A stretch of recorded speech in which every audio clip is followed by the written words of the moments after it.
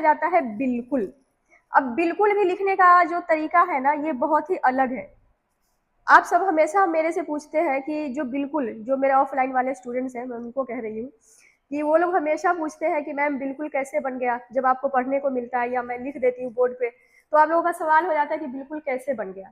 तो यहाँ पर आपको रूल रेगुलेशन को अच्छे से देख लेना, अच्छे से पढ़ लेना और याद कर लेना, फिर आपको लिखने में आसानी होगी। ठीक, तो बिल्कुल में देखिए कि बे और अलिफ, जबकि अलिफ की जरूरत नहीं थी, पर रूल क्या कहता है कि अलिफ और लाम दोनों आएगा ये वाले लफ्ज में, तो दोनों लगाना है।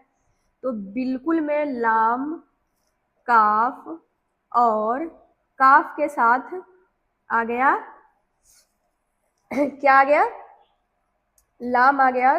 तो इस यहाँ पर क्या हो जाएगा कि काफ और लाम को जब इकट्ठा जोड़ते हैं तो उसकी शक्ल चेंज हो जाती है, किसकी, काफ की।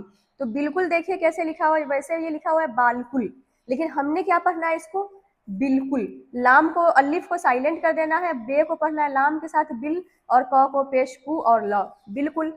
ठीक है, सिंपल, आसान। अगर हमें रूल रेगुलेशन याद है ना, तो कुछ भी मुश्किल नहीं लगता है।